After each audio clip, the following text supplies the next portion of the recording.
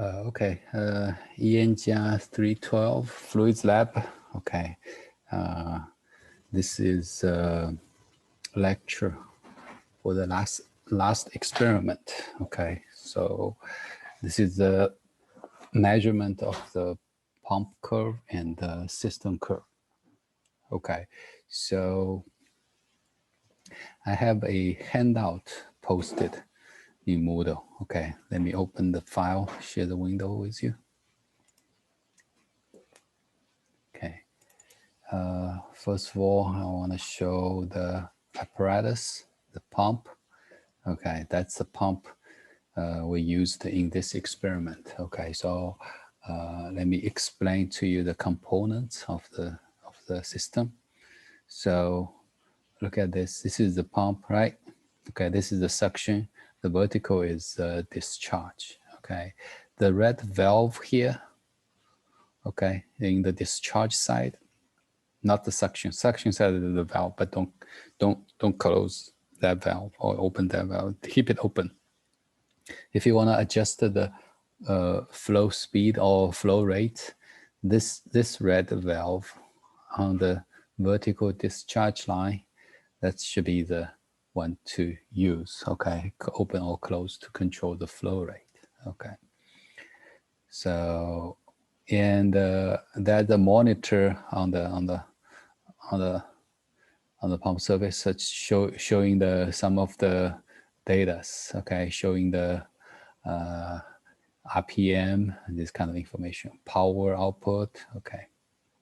However, the most important thing for us to use to produce a pump curve is the pump head, right? Pump curve is pump head versus flow rate. So pump head is calculated by the pressure differences before and after the pump. Okay, so you have two pressure gauges.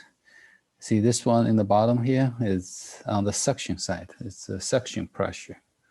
Okay, the pressure gauge on top of it, this is on the discharge line.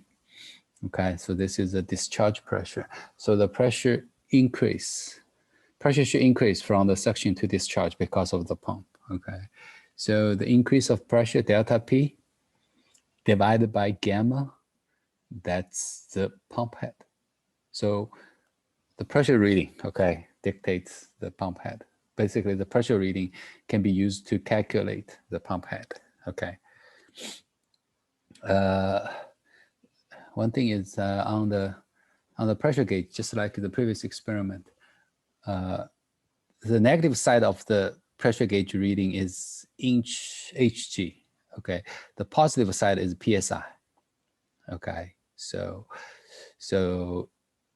that's be careful, okay. The reading I provided to you for this lab, if it's negative, there will be in the suction side, usually is negative, it will be inch Hg, okay. The discharge side will be positive value, okay. So it will be PSI. Okay, let me zoom in. Probably in the suction side, the pressure gauge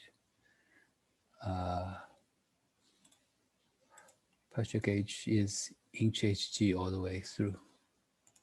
Let me double check. We can see it from the on the gauge. Okay, so it is the negative side. See, negative side is inch Hg. The positive value you read from the gauge is PSI. Okay, so negative side, because if you use gauge pressure, negative PSI is what? It's a small value. It's to the minimum. So if you use inch Hg, the value can be bigger. So it's easier to measure to see the difference. Okay. So that's the pressure difference. So pressure difference can be used to calculate the pump head. Okay, pressure difference delta P divided by gamma, 9800 for water, for if it's SI system, right? 62.4, that's for the English system. Okay. So this is the flow meter on the discharge line. Okay, so the top of the float indicates the flow rate. Flow rate in this flow meter is GPM, gallon per minute. Okay, so let's come back to the theory. Okay, so pump head, pump curve and the system curve. This is the lab. Okay, let me switch my window to my whiteboard. Let me write down something for you. What's the difference in measuring pump curve and a system curve? What does that mean? Okay, let me turn on my whiteboard.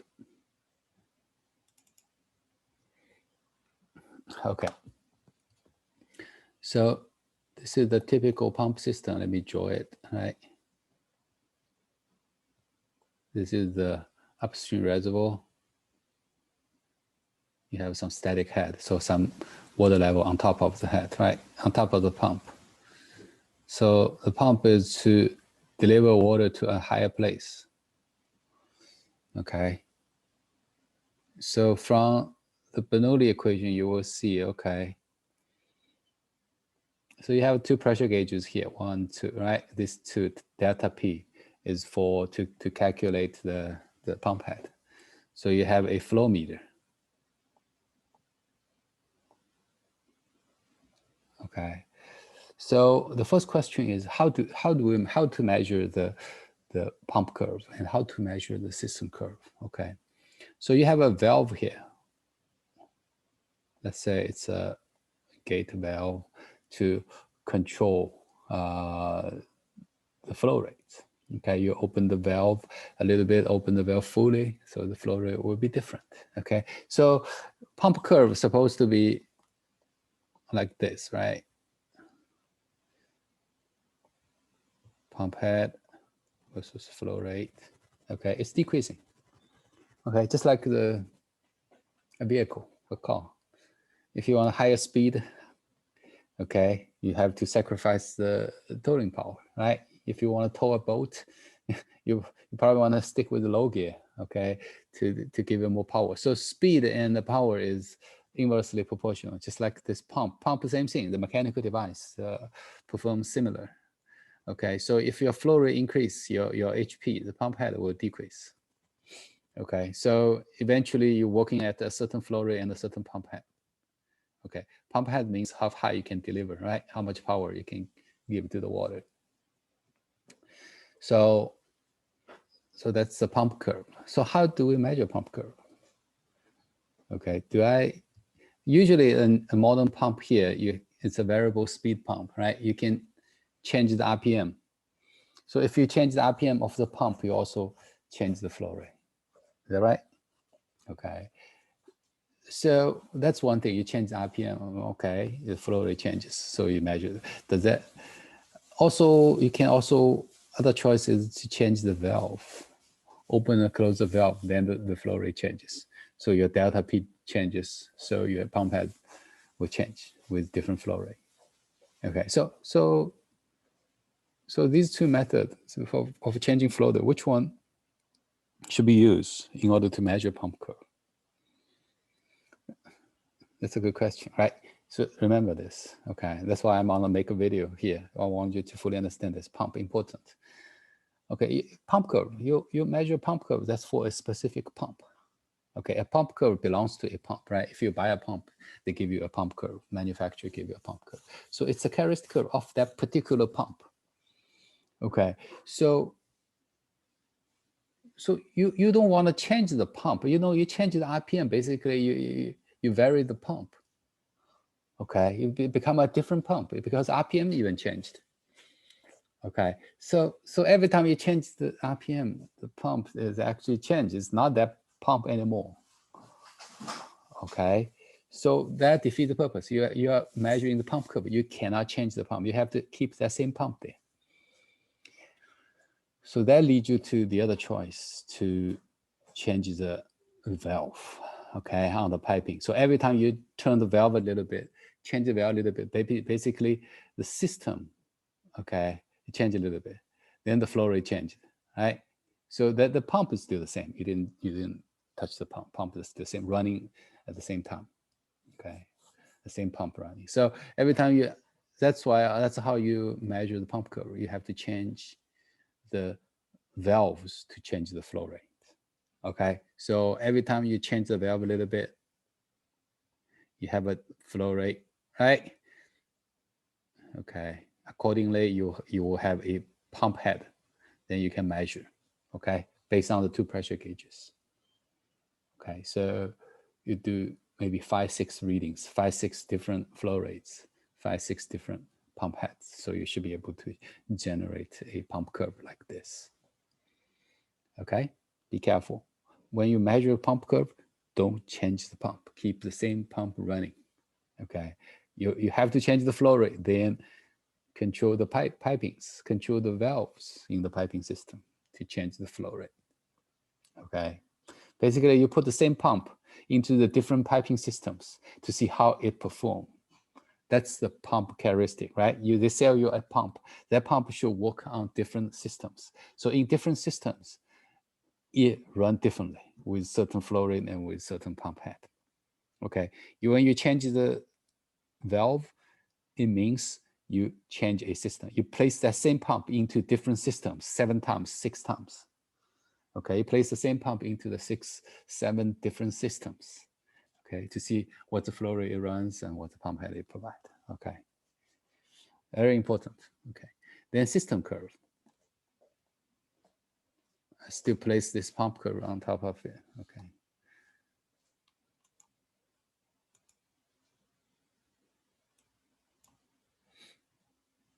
Okay.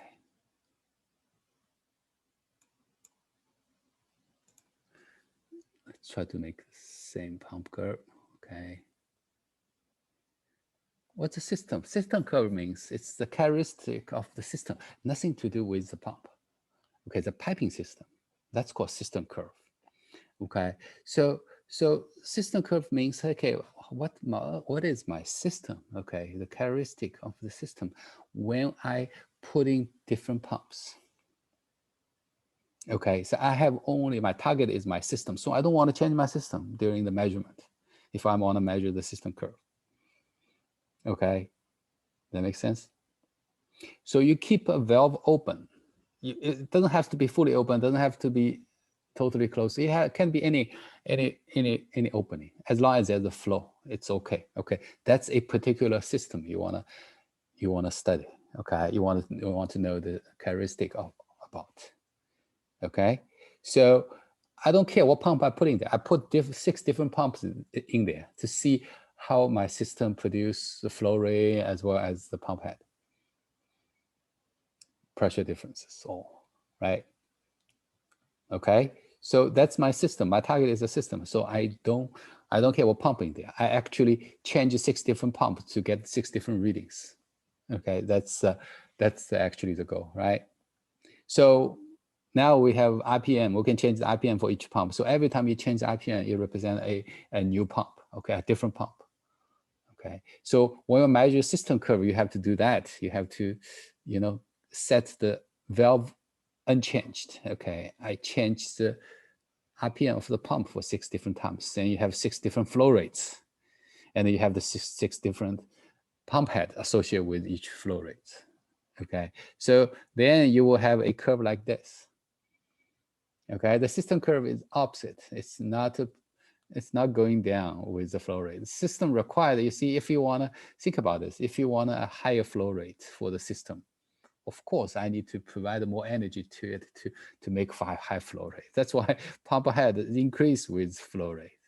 Okay, if I want a lower flow rate, of course, I need the lower energy to pump into the system to get the low flow rate. So it's proportional, right?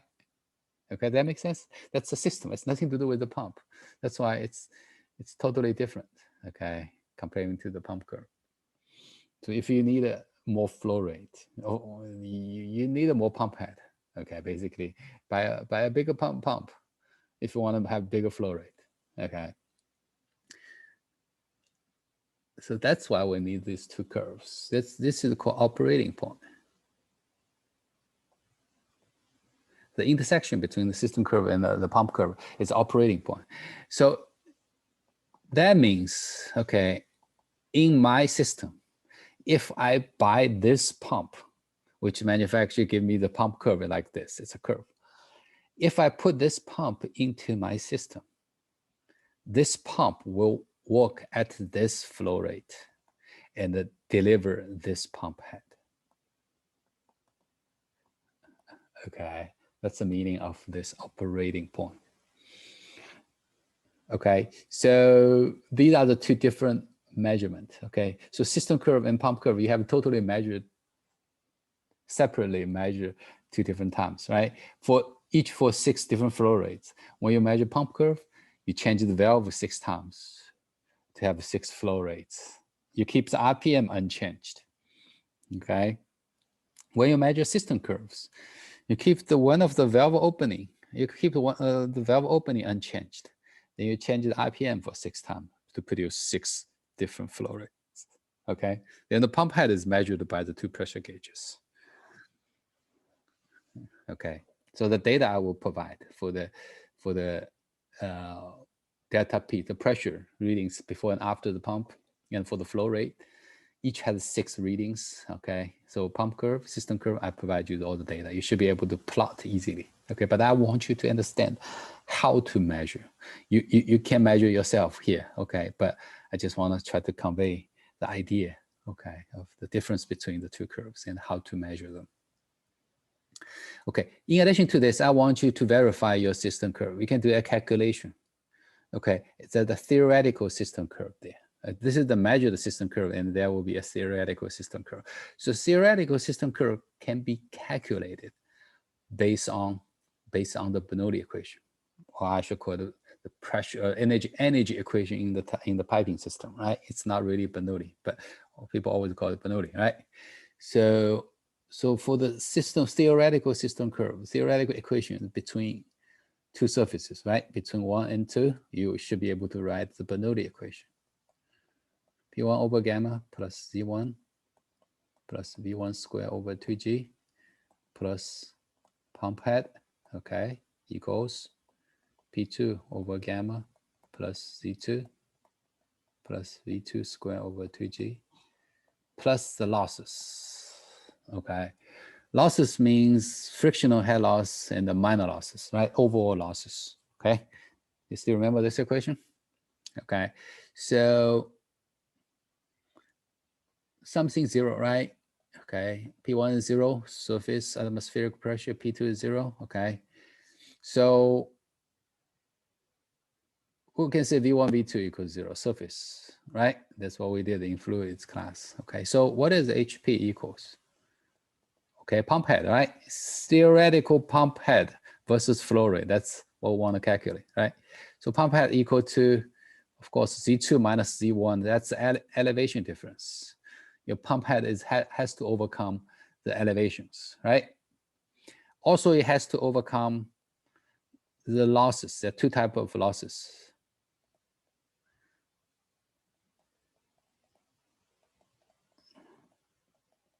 I should put a summation here too. Frictional head loss and multiple parts.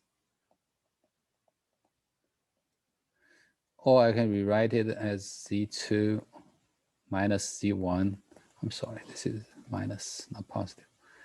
Plus summation F L over D plus summation K times V squared over 2G.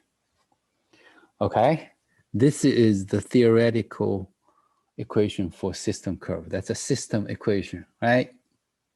So notice pump head is proportional to velocity. That's why it's proportional. It's going up. Okay. What is this? Z2 minus Z1. That's this portion.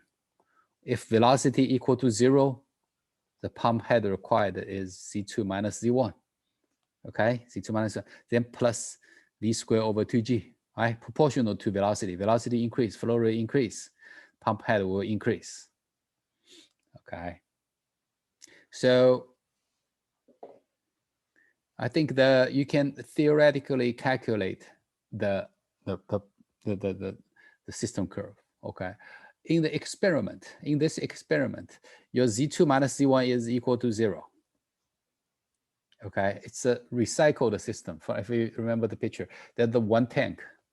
Okay, It's coming in from the tank, get out from the tank. There's the water level difference from outlet and inlet. If it's 1 foot, you can put 1 foot there, okay, as your elevation differences. Okay, so it's not 0. Okay, I shouldn't say 0. It looks like one tank is 0, but actually when you go back to the tank, it go from to the top of the reservoir. When you leave the tank, from the section to the section of the pump is in the bottom. So basically that water line goes back. Okay, go back to the wall, something like this. Okay, so there should be some elevation difference in here. It's not full. Okay, so it's why I think I didn't provide you the value, but let's just keep 1 foot, okay, as your Z2 and the Z1. Remember this. You need to watch this video right before you do the experiment. I think in the data sheet, I think it didn't say 1 foot, but it is 1 foot. Okay. So then there are 2 portions of the pipe there. One portion is before the flow meter. I think it's 2 foot diameter, 2 inch diameter pipe. Then after the flow meter become 1.5 inch diameter pipe. Okay, so there are 2 portions. So that's why you have 2 frictional loss on 2 portions. The length I gave you on the data sheet. Okay, and the diameter is given. So 2 portions of the frictional head loss. So add them together. Okay, there are some minor losses. I provide you the case. There's the elbows, there's the entrance, exit, something like that. I provide you the list of the case. Okay, add them together. Some component has two. I remember that 2 elbows, so you have to add both elbow case together, right? Velocity, you can calculate from your flow rates. Okay, so in order to generate this curve, you need to know the flow rates, right? 6 readings. So use the same 6 flow rates you from the measurement. Based on the flow rate, okay, you can find your velocities. Okay, so you will say, oh yeah, I think there's 2 parts. I think this equation right like this is not really good. You better separate them. Okay, let me rewrite it here. Because there are 2 parts. F1, L1, D1, V1 square over 2G plus F2, L2, D2, V2 square over 2G. Okay, your velocity, although the flow rate is the same, but velocity changes because the diameter changes. Okay, you have 2 portions of the pipe. Okay, plus all the case, the components of case in the 2 inch diameter pipe. Okay, so you just use V1 square over 2G. Okay, there's 4 components for the minor losses. So based on this calculation, you should. So you have 6 different flow rates from the measurement, right? System curve measurement. Calculate the velocity for the 6 different curves. So you can calculate 6 different HPs. Then put the 6 different HP on the curve too. Okay, so I think that's a calculation for the theoretical system curve. Okay. Did I miss anything? So in the report, I think I put the project requirements, experiment report requirement in the Moodle also. Okay, so I think the goal is to produce this plot. Okay, so I give you the measurement data for the pump curve as well as the system curve. So you should easily plot these 2 curves with the operating point. Okay, the only part for your calculation is here to calculate the theoretical system curve and place your calculated the theoretical system curve on top of it. Okay, so for comparison. Okay. Okay, I guess that's it. Let me know if you have any question. I posted the data on the Moodle too. Okay, the data, the report requirements, as well as this handout. Okay, handout just introduction for the the pump system, and some equation there. Okay, and then this is the notes here is important. Okay, do the calculation based on this. Okay, let me stop sharing and stop video. That's our last lab report. Okay, it will be due Thursday next week. Suppose I posted this before Thursday this week, right? This is Tuesday night, so I will post it maybe tonight, maybe tomorrow. Okay, I give you a little bit more than a week to do. Okay, so this is our last lab report, and then no final exams this time. Okay, so let me know if you have any questions.